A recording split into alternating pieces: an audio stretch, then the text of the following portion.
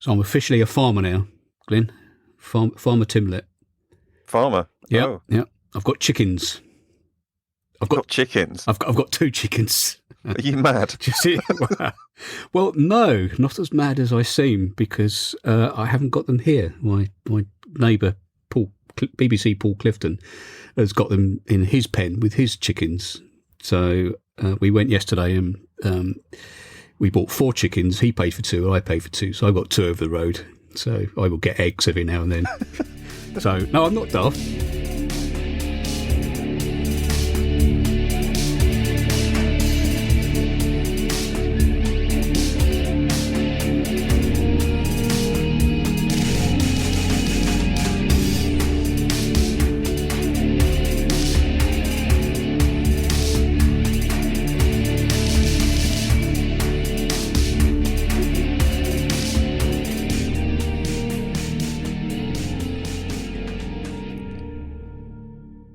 So welcome to another Hidden Wiltshire podcast, where we talk about things in Wiltshire that are less well known and relatively hidden. My name is Glyn, and I've been doing this for quite a while now. And yes, I have with me today my usual podcasting partner, Farmer Paul Timlet. Farmer Paul. Get off my land. Brilliant. So as normal with these podcasts, we spend a little bit of time before we go into the main topic talking about stuff we've done since we last got together 2 weeks ago. And apart from trying not to get blown away by multiple storms that have battered us down, what have you been up to then, Paul? Well, mainly being blown away by storms.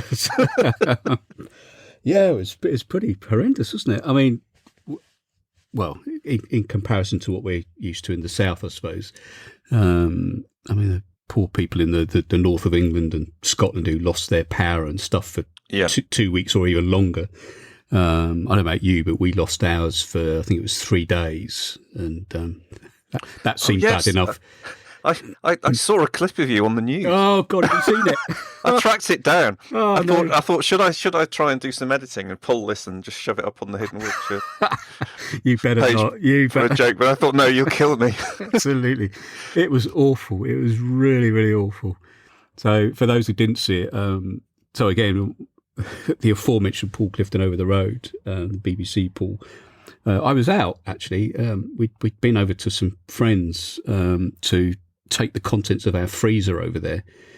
It's after I think 3 days, we were getting a bit concerned because I've got loads of meat in there from the parsonage down from the nature reserve where I work, which is beautiful meat, just absolutely fantastic. And by the way, they're going to be selling it via a website which is about to go live. So I will at some point put a link onto that because it's just wonderful meat. It's the English Longhorn cattle up there, all grass fed and just superb stuff. And it's not that pricey. I mean, you know, it's about I think they undercut Waitrose, that sort of level, but it's not sort of, you know, Lidl prices. Anyway, we had quite a lot in the freezer and I was just desperate to make sure that we didn't lose that. So we took it to some friends over in Ludgershall and they gave us a full English breakfast. And I was on my way back and I got a message from Paul saying Bryony Leyland from BBC South Today is on her way to Shrewton. We need somebody to, you know, who should we let her interview? And I knew where that was going. So I said, well, she could interview you, can't she, Paul? And he said, well, I've been on the telly a few times. It's about time or something. And by the way, I've got COVID, so I can't. And, so I then suggested Paul's wife, Catherine, and didn't get a reply to that. And I said, do you want me to do it? And he said, that would be grand. So I had the Bryony Leyland and a cameraman in my kitchen filming me making a cup of tea on an old camping stove that I managed to find in the garage. And I forgot to put the tea bag in, so you know they were going to get listeners saying, I saw that he didn't put a tea bag in there. And he put the milk in first. Anyway, we sort of chatted in the kitchen and they filmed and all the rest of it. And then they wanted me to go and make a fire in the lounge because we've still got an open fireplace. So I did all that. And it was pathetic. I was pathetic, put it that way. I just thought when it cuts to the scene of you putting kindling on your fire, I thought, oh God, this looks so bloody staged. Not at all, not at all. But thank the Lord, they chopped most of it out. So I think only about 15 seconds made the cut. I hadn't realised how much weight I'd put on over the last couple of years. I thought it was that little fat bloke in front of the fire. Oh God, it's me. Oh, dear. It's funny because I didn't know anything about it, but I was alerted to it by good friend Hedley Thorne. God, yeah. The drone photographer over Oxfordshire Way. And it was funny because he said to me that at the time he was having a conversation on the telephone with David Carson, and they were just chatting about the video that we'd made of Alton Barnes. And in the background, the TV was on, and he suddenly heard your voice, and he recognised it from the podcast. So he goes into his living room and says to his wife, he says, "Is that Paul Timlett on the telly?" And they had to rewind it, and saw you putting kindling on your fire. What he didn't see was the barbecued rat that I was toasting. But it was funny as well because I was watching. Obviously, I'm on Twitter, and Paul Clifton's on Twitter, and right. He was putting up these little clips every day on Twitter of him putting the kettle on the barbecue. Oh, yes, right. Make his tea. Yeah, the barbecue in the garage. Yeah, along with his vintage sports car in there. Yes, which is made out of plastic, and I thought that's going to make a great fire. But the hilarious thing was, having done all that, and actually Sylvie, who lives about 3 doors down, she was brilliant. She was absolutely brilliant. They filmed her in her cottage. I think the power came back on about half an hour after the BBC left. So I sent a text to Bryony Leyland saying, "You better pull that because it's all redundant now." But she didn't. So how long was the power off in Shrewton? So from Friday morning we lost it, and it came back late Monday afternoon. Oh wow, that's a long time. So it's hardly the Blitz, is it? I mean, no, but it's bad enough. Yeah, I mean, here in Trowbridge, we just had main problem was flying roof tiles. Yeah. And in the centre of town, the old Wetherspoons pub that's been closed for some years, the roof flew off it and landed in the high street. Oh God. So they closed down most of the town centre because of roofs. It's dangerous. Yeah. Well, my aerial came off, so it was dangling by the cables. I had a big aerial because I had my FM tuner, brilliant radio, but you need a roof aerial for it, and that all came down, got blown down. It was just like hanging over next door's over his roof because we're quite close to the cottage next door, so it was like dangling for several days until a guy eventually came and took it down. So I'm waiting for him to come back next week to put up a new one. Right.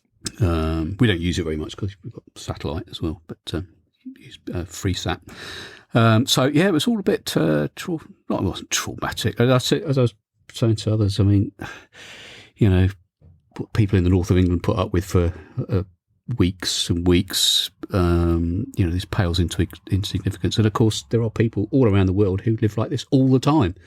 So we can whinge about it for just a few days, but we need to be thankful for what we have.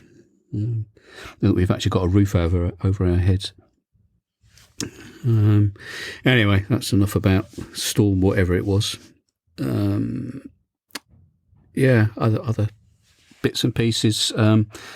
Got back to work, back to volunteering for Natural England earlier on this week.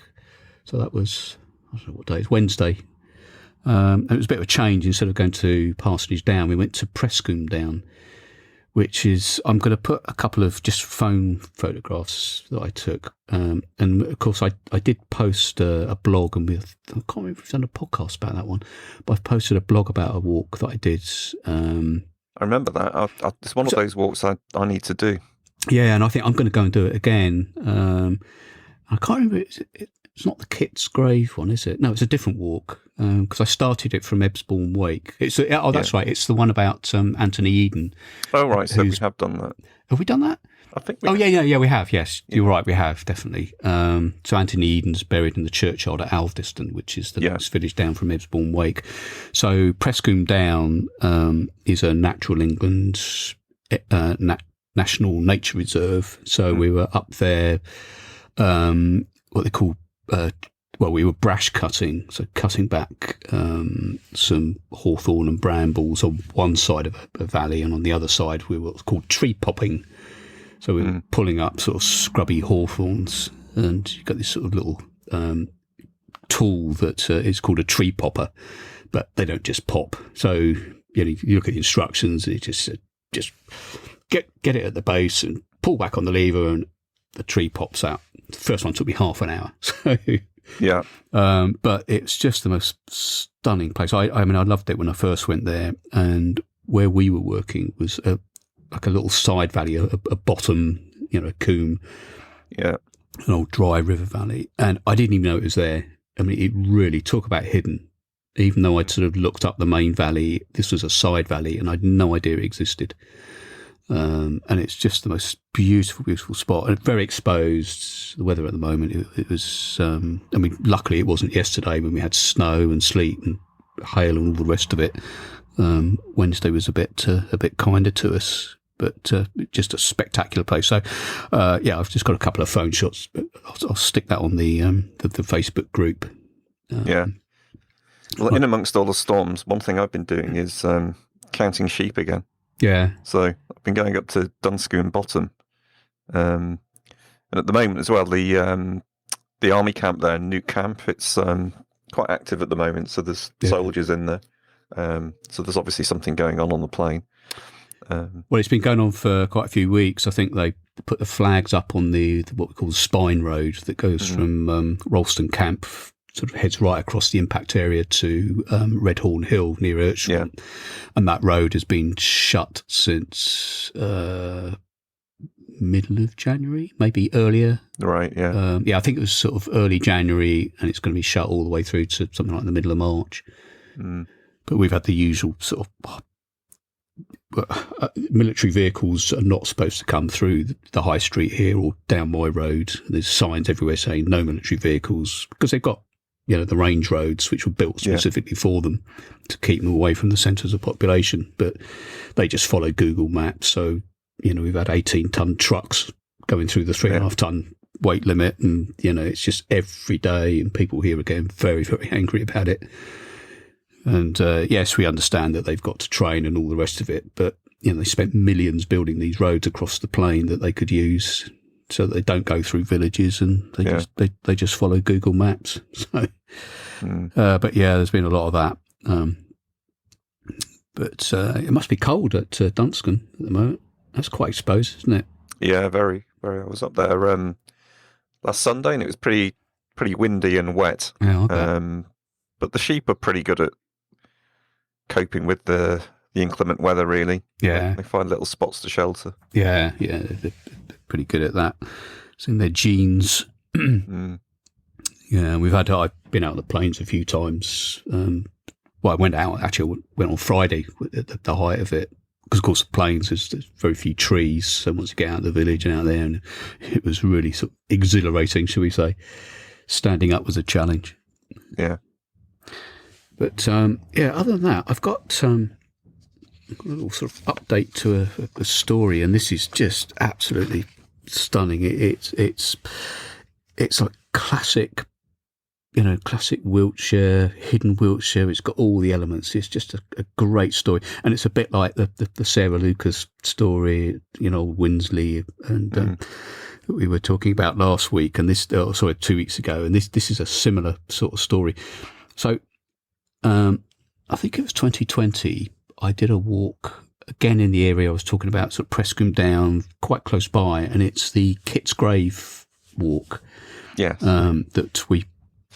I know you've done that as well, or part of that walk, and it's the one that takes in Vernditch Chase, and then over to Broad Chalk and that way, and the sort of subtitle, if you like, to the podcast was in memory of Kay Chalk, and the 1929 to I can't remember when she died. I think it was 2019. 2019, yes, it was. You're right. And I didn't know who Kay Chalk was, and so the story was that coming out of Broad Chalk, I walked up a a track called Church Bottom, and then on through a nature reserve called Middleton Down. Yeah, so Church Bottom is actually the location of the History Festival. That's right. Chalk Valley History Festival. That's right. And Middleton Down, I've been there. It's Wiltshire Wildlife Trust Nature Reserve. Yeah.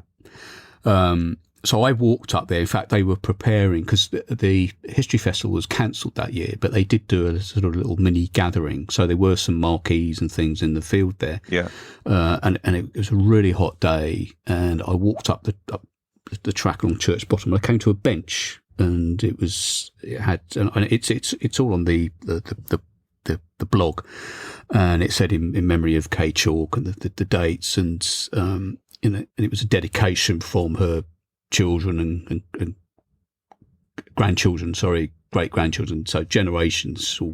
And I got quite emotional because I was sitting on the bench, because Kay was almost exactly the same age as my mum, although my mum died a lot earlier than Kay did, but they were born, I think, within months of each other. And it did bring a tear to my eyes, sitting on that bench and thinking about my mum, and with all the separation that people have been through. And I was thinking about my daughter, because my mum was just besotted with my daughter and never got to see her grow up and all that sort of stuff. And I've always wondered who Kay Chalk was. And then we got a book order from Brian Chalk, who some people will have heard of. He's a thatcher, generations of Wiltshire thatchers, and Brian ordered the book. So because he lives quite close to me, so I contacted him and said, "Well, I'll deliver it. I'll deliver the book for you." And he said, "Oh, by the way," he said, "Kay Chalk was my mum." Oh, what? I can't believe this. I'm actually, finally putting the person behind the bench and the name. So I went to see Brian. In fact, it was the day that we'd taken the meat to our friends. It was Monday, and then on the way back, I went to see Brian, delivered the book, and I'd asked him in advance if he had a photograph of his mum, and he went to see him and stood in his garage chatting, and he said, "Oh, come and look at this," and there were some photographs of his mum, and I must admit, I nearly cried again. It was just, so there was a picture of his mum when she was very old, and she was, I think, she was lying in bed and looking very frail. But then he had pictures of her from her wedding day, and she was a spitting image of my mum. I couldn't believe it. And it was just sort of completed the circle. And he told me the story about the bench, and the bench was so his mum, Kay, sort of grew up in that area around Broadchalk. And I'm going to rustle papers here because Brian sent me a load of prompts, because I know how bad my memory is. I'd forget it all. If it's okay, I'm going to read some of this. And he said, "My mum was short of 90 by 10 days when she passed away on the 5th of January 2019. And Brian's dad, Alan, he made the bench that I'd been sitting on, and he cleared the bank. So the local farmer allowed him to sort of clear the bank, and they put with a digger, and they put the bench there. And it might explain why I was getting emotional, because Kay's ashes are spread there by the bench. So I was sitting with Kay, looking at that view, which is just a beautiful, astonishing view there. And apparently she was born, so as you go up Church Bottom, you get to the Oxdrove, famous old droveway. And a bit further along the droveway, if you get to the top of Church Bottom, turn right, there's a farm. It's called Hut and Lodge Farm. And that's where she grew up. And Kay used to walk from there when she was a little girl all the way down to Broadchalk on her own from the age of 5. Now, this is I reckon it was about 3 miles to down, along the Oxdrove, turn left, down Church Bottom to Broadchalk. And she would either walk down there or along the road. So if you went the other direction down Oxdrove, there's a road that goes down, I think, past Knoll Farm. And her other route to school, which was slightly longer, was down that road. And Brian said that if a car came, and of course there weren't many cars in those days, if a car came, she'd hide behind a tree or a bush and then sort of, carry on. But age of 5 doing that kind of walk. I mean, it's one thing doing it through a village, but out in the wilds and in all weather. But apparently Kay's family had lived in the Chalk Valley for centuries. So they were proper old, and her family were, so obviously not Chalk. Her name wasn't Chalk. It was, he said the Comptons and Coombs. So I'm not sure if Kay was a Compton or a Coombe before she married Alan Chalk. And they moved down to Broad Chalk, having moved from Hutton Lodge Farm.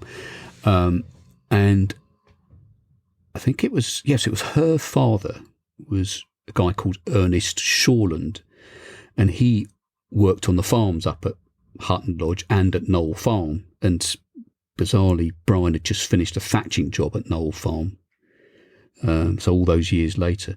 So Kay's father, Ernest, he'd served in the First World War between 1914 and 1916, and he was gassed there, as was my grandfather. And he received a war medal. And at some point, he lost the medal in the paddocks surrounding Knoll Farmhouse. Right. And years later, someone found the medal and gave it to Kay. And on the back was his service number, and that's how they traced it to Kay. So there was his service number, and they traced his surname, his service number to as being Ernest Shawland, and gave it to Kay. And Brian's got the medal. He showed it to me. So it just sort of like completed this circle, really. This, going from a walk and sitting on this bench, it's a memorial to somebody I had no idea who she was, but something touched me, and then to meet the son, it was just incredible, Yeah, I mean, so had he read your blog post? Yes, he had. Yeah. Right. And I think that's why he ordered the book, because he said is the Kit's grave, Searching for Kit's Grave walk in the book. And I explained that the book is more sort of a snapshot of photographs and little extracts. So it wasn't the full walk description. But he's since emailed me and said he's absolutely delighted with the book. He loves it. Brilliant. So hopefully he'll be listening to this today. And I mean, the story goes on. I mean, his dad, Alan, he's 91 and still with us, walks miles and miles every day. He worked at Knoll Farm as well when he was younger, and sort of in later life, he was the gamekeeper up there for years and years. And he's only just retired, apparently. He's not long retired. What story? Yeah.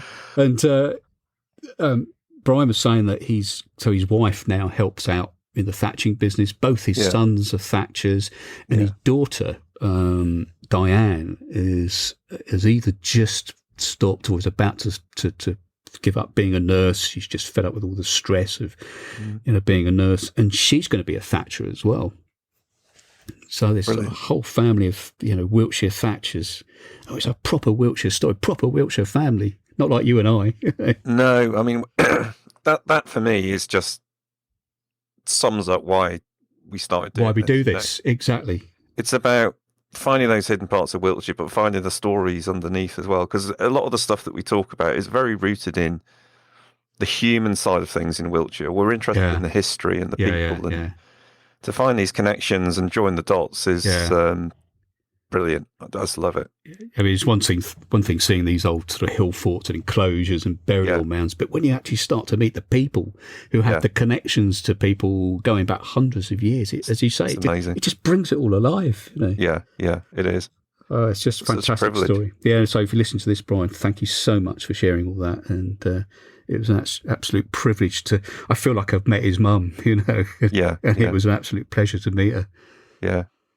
Yeah, it'd be wonderful if we could get a few of us together to go and retrace that route, really. And well, I was chatting to Stu the other day because he was up at Prescombe Down with me, and I was explaining that it was it was just just down the road where this little, and he said, we've got to go and do that walk because he's not done it yet, so definitely going to repeat that one. Yeah, I've done part of it, but I haven't done that stretch that takes in Church Bottom. Yeah. Although I've done the other side, I've done Middleton Down and bits and pieces. It'd be nice to do the whole follow thing. that route and almost like put yourself in her shoes, really, when Yeah. She did that walk as a 5-year-old. Oh, and that's just right. think about It's it. just unimaginable. I mean, I used to walk to school when I was about the same age and mostly on my own, but it was on the edge of a town, and it was. Never thought anything about it, and she probably never thought anything about it either. It's just in the countryside that she knew and loved. So Yeah. right. Okay. Well, that's the end of the podcast, isn't it? Yeah. We'll wrap up now. Yeah, I think we better move on, hadn't we? Because we've already I'll get a letter. Spent 25 minutes gassing, and I'll get a letter of complaint from Mr. Jenkins. Yeah, exactly.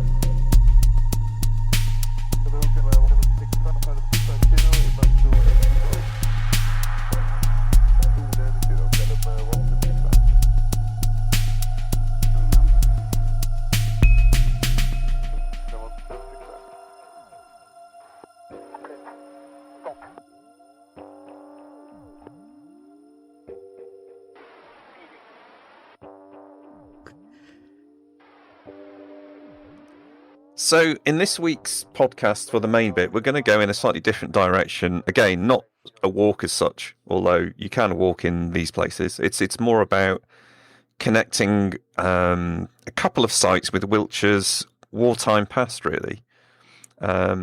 This really takes me back to the beginning of Hidden Wiltshire. Because when I started exploring Wiltshire, I was trying to think, well, how do I find all these hidden places? It's a huge county. So what I started doing is I had a conversation with Wiltshire Wildlife Trust, and I said, would you be interested in me going to some of these sites that you have that are off the beaten track, and maybe taking my drone and getting some aerial shots of them that you're welcome to use in your own publications? And they were up for that. So one of the places I went to quite early on, this would have been around 5 years ago actually, was a place really in the far north of Wiltshire called Blakehill Farm. Now, Blakehill Farm is their northern farm reserve headquarters. So Wiltshire Wildlife Trust has sort of they're split into two in terms of their farm management. The northern farm headquarters is up at Blakehill Farm, and the southern one is down in not far from Middleton Down. Actually, it's I can't remember the name of the reserve. It will come back to me in a moment. But they've got these two farming headquarters. And from there, they carry out all their farming activity. Like at Dunscombe Bottom, for instance, they'll graze some animals on there. I know they graze animals on Morgan's Hill and places. So they use their reserves as working land as well as managing them as a wildlife trust. So are there offices at Blakehill Farm then? Yeah, there's farm buildings and farm machinery and everything. But they've got offices where there's the admin stuff and bit like, I believe so, yeah. A bit like Parsonage Down, which is a bit of a And when I was up there, there was there's a sort of, it looked like a bungalow, but it was a building that you could rent out. Yeah, to have meetings and stuff like that. So they do have people. So the people are responsible for the farming activity and the reserves in the north and in the reserves in the south. They base themselves at these buildings. Let me think of the other one. Well, I think it was Coombe Down. Let me just Google that. So whilst you're doing that, so just tell us where Blakehill Farm is exactly. So Blakehill Farm is up near Cricklade. So Cricklade is really about as far north as you can get in Wiltshire before you leave it, really. You're into Gloucestershire, and it's really on the edge. It's up by it's really part of the Cotswolds. Dangerously close to Swindon, then. Yeah, to an extent, but it's even far further north than that. So it's more sort of the northwest, I would say.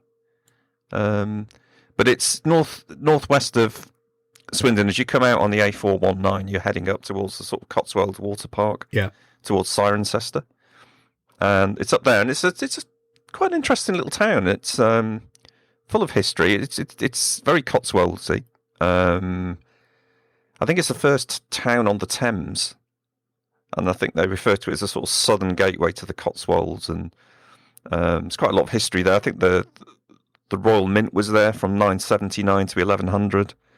So there are, crick-laid coins in the local museum and stuff like that. And it's an old Saxon town, so it's quite preserved. So it's worth having a wander around. But the interesting thing about Cricklade, before we go to Blakehill Farm, is just outside of Cricklade to the north is a nature reserve, actually. I'm not sure if it's Natural England, but it's called North Meadow. Oh, and not heard of it. Yeah, North Meadow is actually nationally famous for fritillaries. Oh, the flowers that flower in late spring. North Meadow, it's got about, I think it's something like 80% of the whole of the UK's snake's head fritillaries grow in the meadows up there. Wow. So it's famous. So around sort of, I think when do they flower? Is it late April? I think so. Yeah, mid-April, I think, from mid-April onwards. Yeah. If you go to North Meadow, it's just a blaze of colour with thousands and thousands of fritillaries blooming on this ancient meadow, and it's quite a large meadow, so to walk around it, you'd be there for an hour. And then, of course, after the fritillaries, then you get the other colours that come in with the later flowers as you go into June. You've got all the hay meadow flowers. Yeah. Oxeye daisies and all the rest of it. And for someone like you who becomes botany boy at that time of year, fantastic.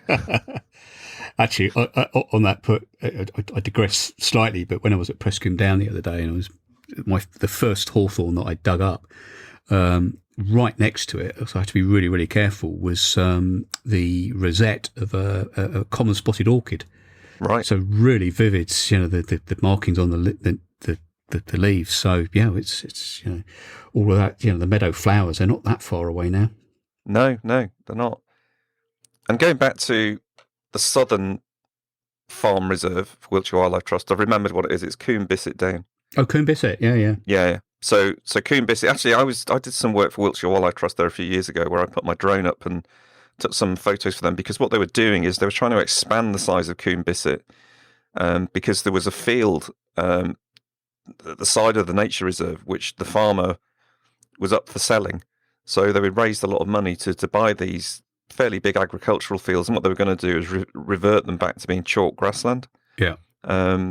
Because Wiltshire is so important for chalk grassland. Yeah, definitely.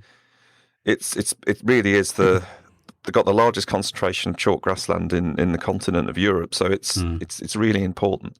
So it was really good to help them with that, and they were trying to let the local communities know what was going to happen to the land and everything.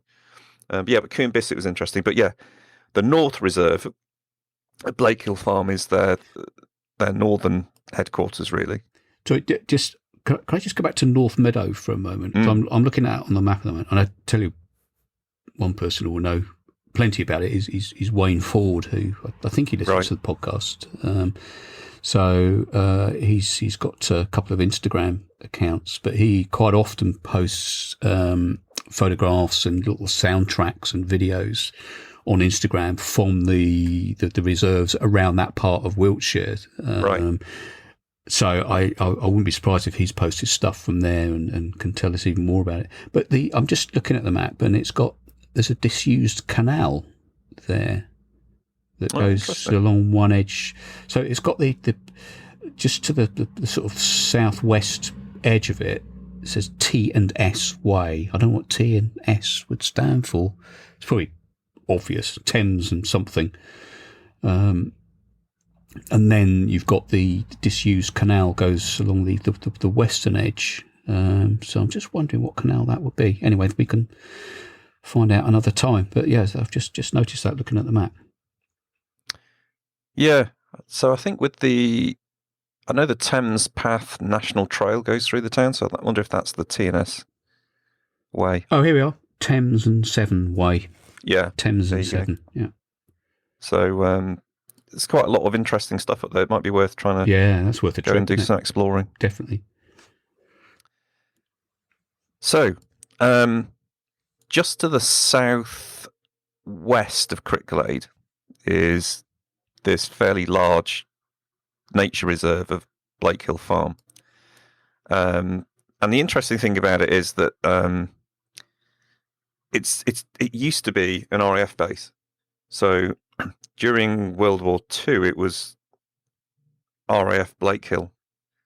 Now, with many of these old RAF, I mean, there were loads of RAF bases in Wiltshire during World War II, which have now been lost. But little bits of them remain. So you can find, if you know where you're looking, you can find bits of runway and concrete and signs. You know, there was one at Alton Barnes, RAF Alton Barnes. That's right. There was one in Shrewton, or on the edge of Shrewton. And Shrewton? RAF Shrewton, yeah. Where was that? I don't know anything about that. It's up by Ralston Camp that I mentioned earlier on. Okay. So it's right by the military road that connects Ralston Camp or the Bustard Inn to West Down Camp in Tilshead. Yeah. And that's the road that I was referring to earlier on that the military built so that trucks and tanks and things could avoid coming through the village. Yeah, and it's right next to that. And it's we've talked before about the magnificent seeds, the Ellie Grants who grows who makes rapeseed oil, and her family own those fields. And I think, well, I'm assuming that is the field that she calls the landing ground. So I think last year's rapeseed oil came from the landing ground, which was Shrewton, RAF Shrewton. There you go. They're everywhere. Yep. I think we talked about one, and when we did the White Sheet Hill podcast, we were talking about RAF Seals, which is near Stourhead. So there's loads of them around if you know where to look. Yeah. And Blakehill Farm is an enormous example of it. But if you look on the map, you can see the perimeter of the airfield has been maintained. So you can see the shape of it. Yeah. But the most extraordinary thing is when you look at an aerial photograph of the site, although it's all grassed over now, you can still see the runway as like a giant crop mark. So there were two fairly long runways. And there's also the remains of quite a large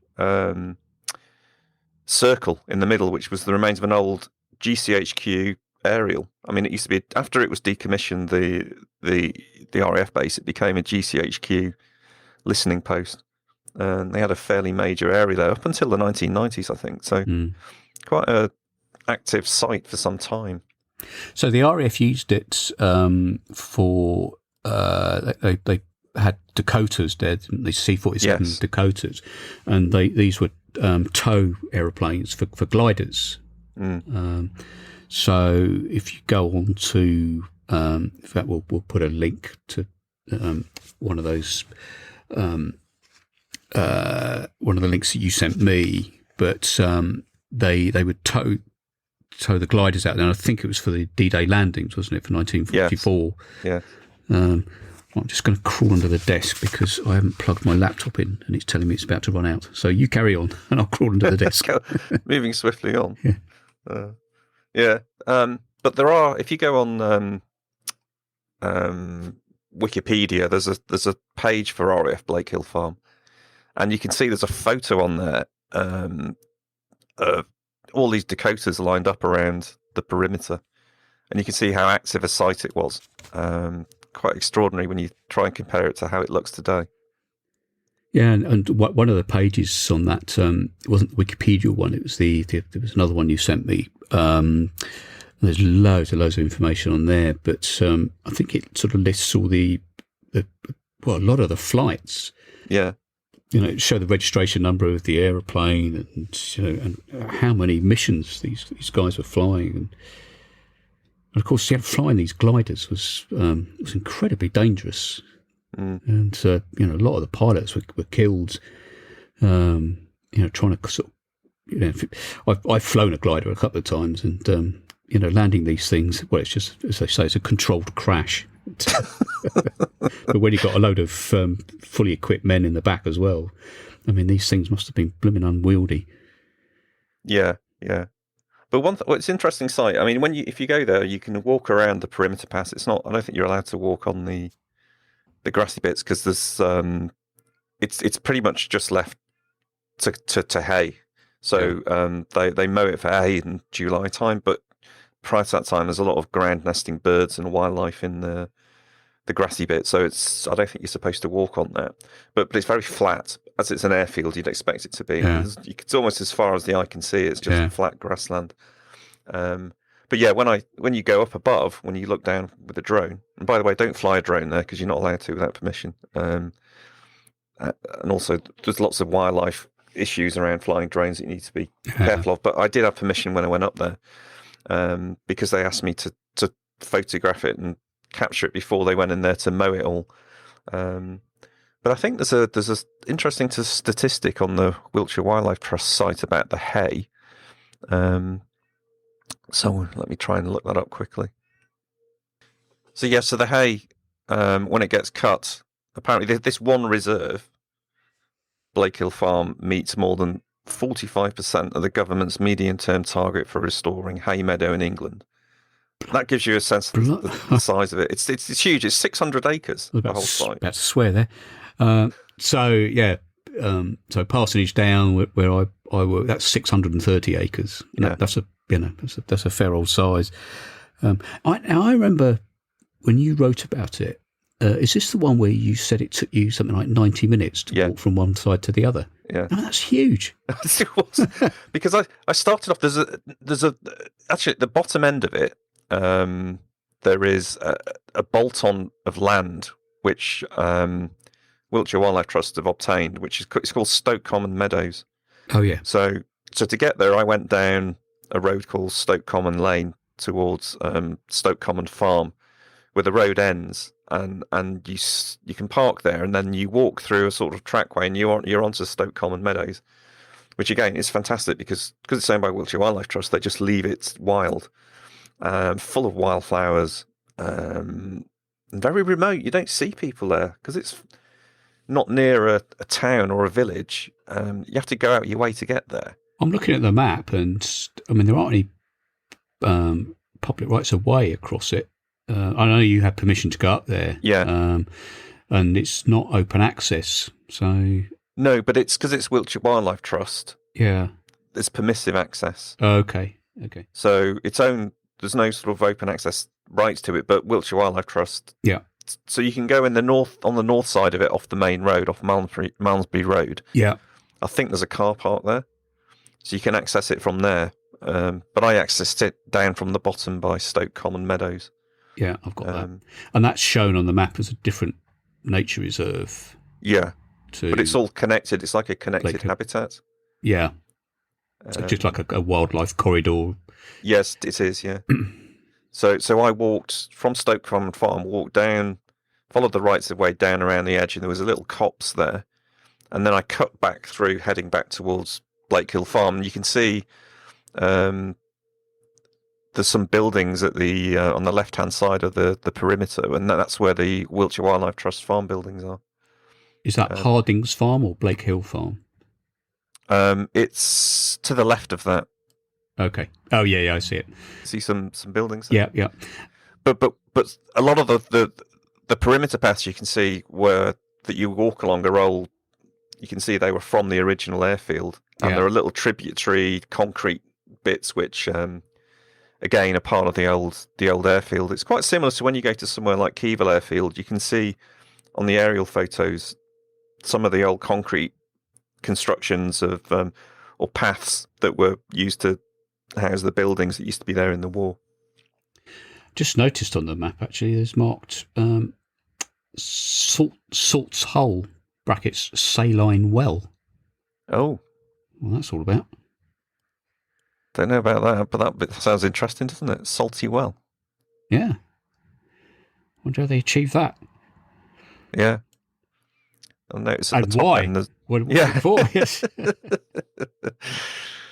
Yeah. So it's a bit of a different place. I mean, it's not. There's no hills up here. It's not hilly, and there's no downland. It's very flat, but it's just got a fascinating history. And if you're into nature photography and wildflowers and things like that. It's a really nice place to spend an afternoon.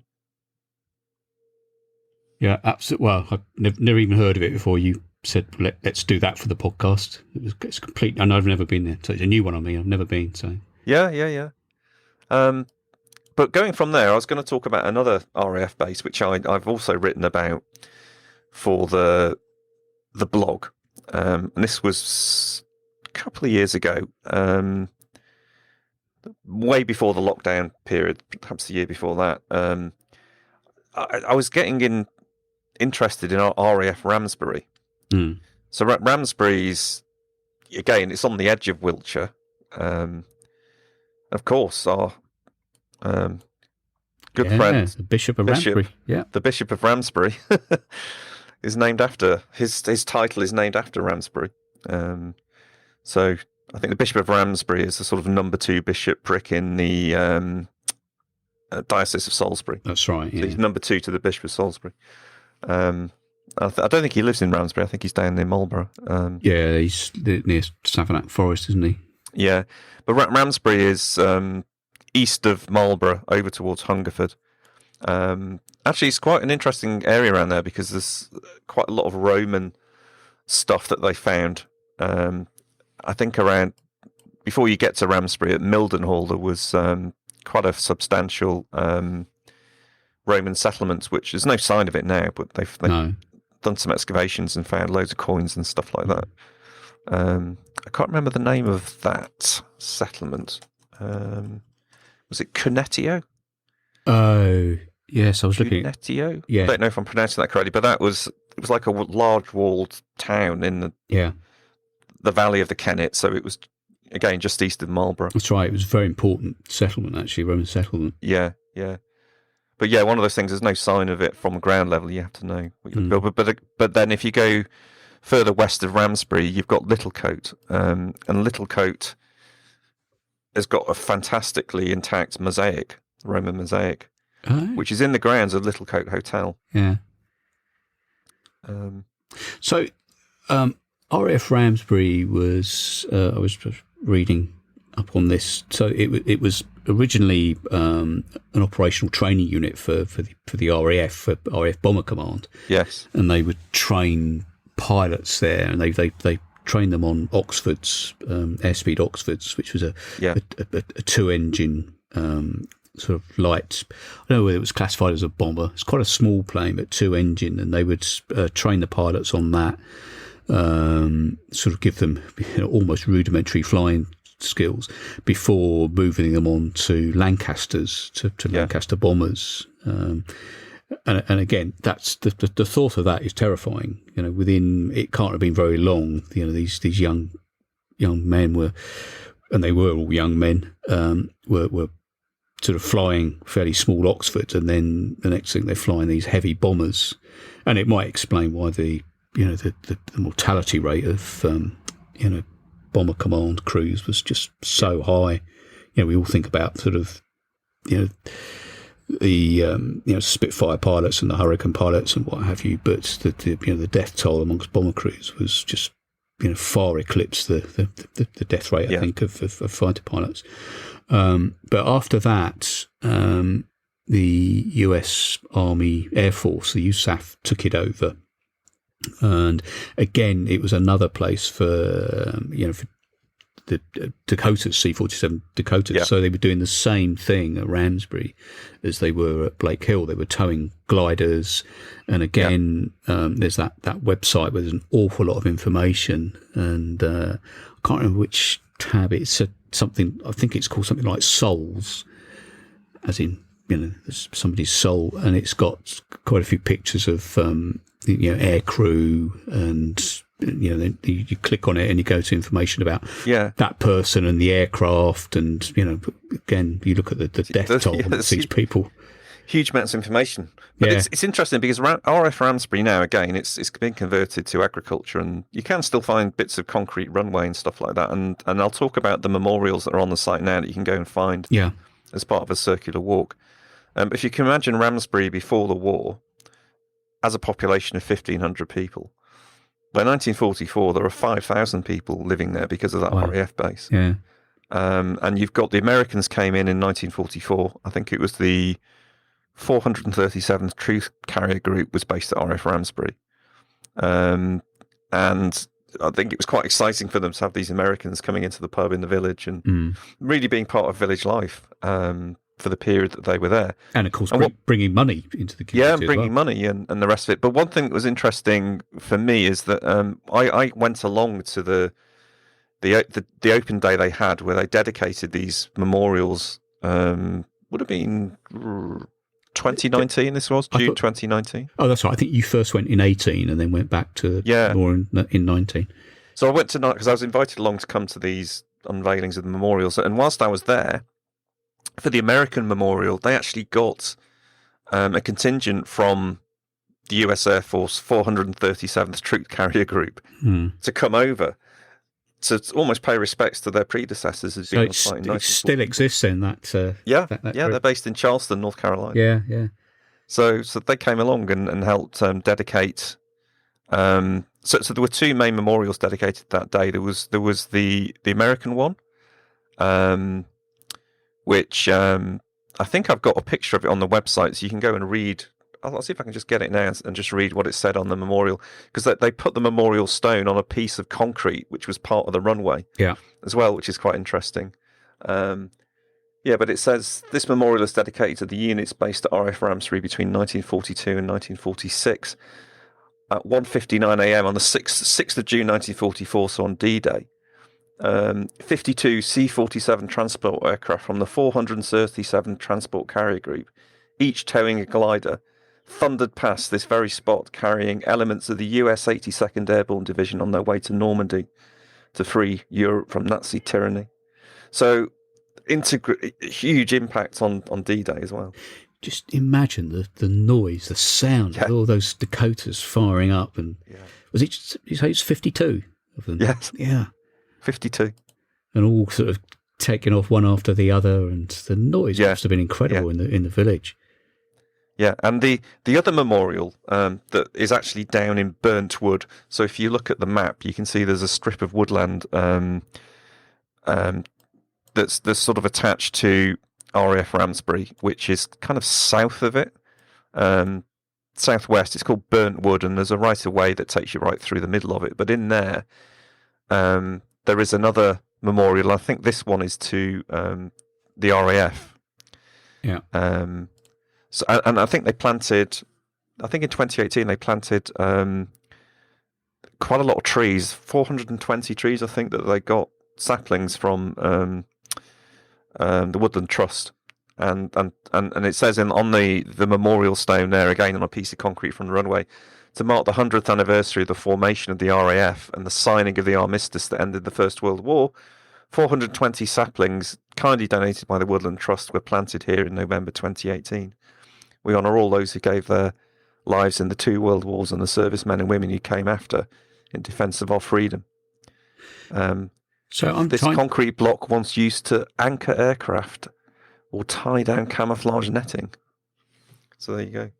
So I'm looking at the map now, and I can't see any sign of RAF Ramsbury. So which side of Ramsbury village? If you go south of Ramsbury, and you'll see something called Darrell's Farm. Oh yeah, I can see two what look like runways. Yeah, it's there. Okay. And if you look at an aerial photo, you'll see the shape of the runway and see the shape of the perimeter. Yeah. And the runway, if you see the right of way going northwest from Darrell's Farm, just where the runway intersection is there, that's where the memorial is. Oh, okay. I can see Burnt Wood now. Yeah. I've zoomed into the 1 to 25,000. So Burnt Wood is marked. So that's the wood that they planted. Yeah, and that's got the RAF memorial. And that's the memorial in there. And north of Burnt Wood, where the right of way takes you up to a track, you can see a track marked. That intersection there, there's another explanation board and sort of that's put on a stone piece of concrete that explains how Ramsbury operated in World War II and the impact on the village and everything. Yeah. So it's really interesting to go and hunt these places out and find them. And that's I'm going off at another tangent here because I can see marked on the map just north of, just almost due north of the intersection of the runways up by the river. It just says pit, disused. So this isn't chalk, is it? It's not a chalk landscape here. I think it's probably more clay. I don't think the chalk grasslands extend that far. I'm just reading a book at the moment, and I mean, probably should have known this, but in fact, I can see another disused pit as well, a bit further to the southwest. But I often wondered why we see so many chalk pits around our part of the world. Yeah. And the book I'm reading was explained, and I should have known this, but they dug the chalk to spread on fields, especially where there was a more clay soil, because it makes a great fertilizer. So they used it to fertilize, claggy sort of clay soils, and probably helps to dry it out as well. So that's partly why we see, in fact, not too far west of that. Here I'm looking at Axford, and south of that there is a chalk pit. So we can't be far from. In fact, there's loads of pits, so we can't be far from sort of chalk grassland around. Yeah, very much so. But I think the other interesting thing is, pulling this back to World War II, is if you go due north of Ramsbury, of course, very quickly you hit Oldbourne. Yes, and Oldbourne has got a very deep connection to World War II as the place where Easy Company were based before they went into Normandy. Oh. Of course, Easy Company were immortalised in Band of Brothers. That's right, yeah. Well, in fact, I've just been, whilst we've been talking, I'm messaging Stu, and I think we're going to go and do a walk up there next week if the weather holds. Well, I was going to say, that's the next challenge for Hidden Wiltshire, is we have to get up to Oldbourne and do something up there, because it's much neglected of us, and I think it's part of Wiltshire we need to definitely investigate and explore and share. As you know, I've had a walk planned up that way for about a year, so today's quite a nice day. It would be perfect. So if this holds, we're going to go and do a recce next week. Yeah. So much stuff up there. You got Snap Village. Yeah, that's on the list. Liddington Castle. Yeah. There's loads to see around there, and the aforementioned Bishop of Ramsbury. He did one of his little YouTube clips from Snap Village. I've lost it now. So I've just found a Roman villa, so that must be the one that we couldn't pronounce. That's just to the southeast of Ramsbury. Is that one you were looking at? Littlecote Park? Littlecote, that's where the mosaic is. Oh yes, you did mention that. So that's where the mosaic is. Yeah. So I think the bigger settlement is elsewhere. I think it's near Hungerford, if I remember rightly. But I can't find it now. I just saw something south of the airfield. Oh, here we are. Searchlight Cottages. Fascinating. Yeah, that's just near Rudge, the village of Rudge. Oh, okay. I'd love to know who Darrell is as well. Yes.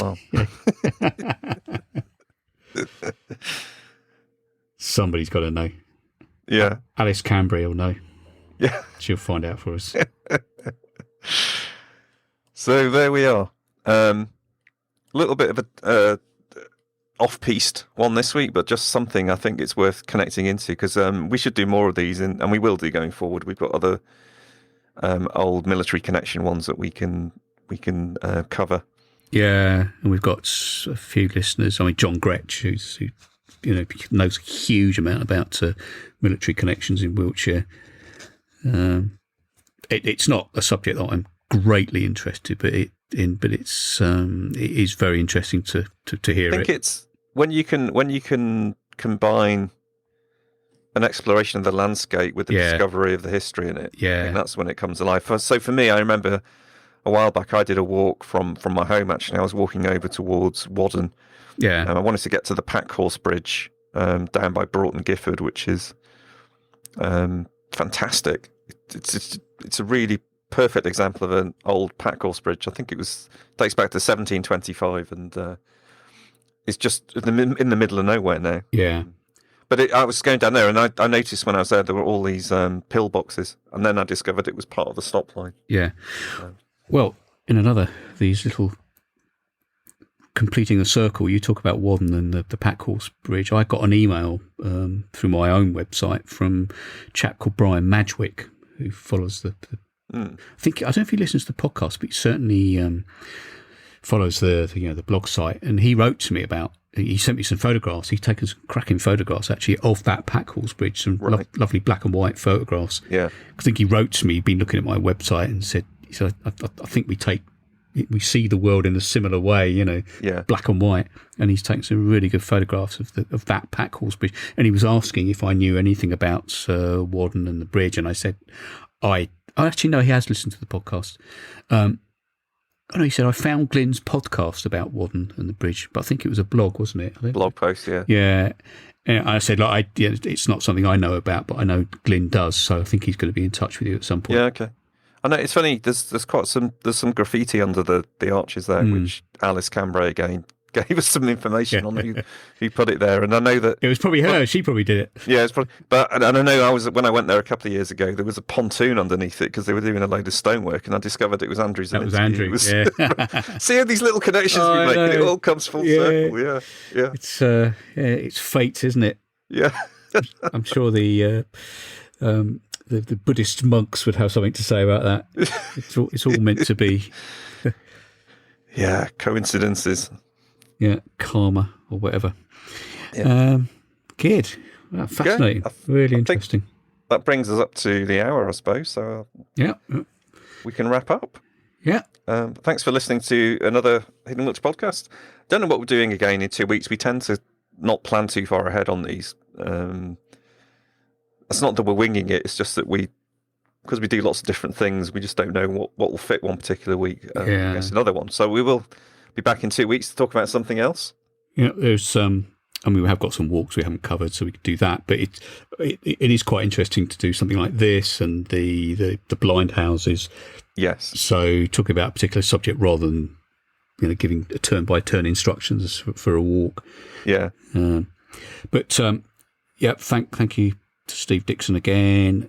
So that bit of music before the main bit. The podcast was called Eyes Looking East, which we have used before, and we used it in connection with Morgan's Hill and Furze Knoll, because that was also a listening station during the First World War, listening out for Zeppelins. So sort of reading this and the Cold War listening station at Blakehill Farm, thought, that would be perfect. Yeah. So that's what that was. And then, as we've said, we'll put links to a lot of these things on the on the blog site, so you can click through and have a look. Yeah, I think it's good because on the blog site you can kind of go on and look at the photographs of what we're talking about as we're talking. So that's particularly important for RAF Ramsbury, because as I'm talking about these memorials, you can actually see them on the screen. And also you'll see on the RAF Ramsbury, I've got pictures of the military folks who were there on the day unveiling the memorial stone. So you can see the guys from the US Air Force, you can see the guys from the British Army.